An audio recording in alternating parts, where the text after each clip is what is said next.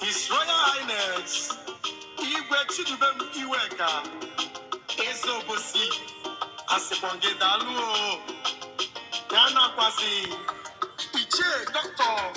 Nathan Chiedu Uyamadu Odogbo Bosi Noria Biabu Iyom Dr. Ugo O Uyamadu Enyiwanyi Obidia Odogbo Wetinyere Idi Ugonabo Nonso Nada Motanya Uguchinyero Nobosi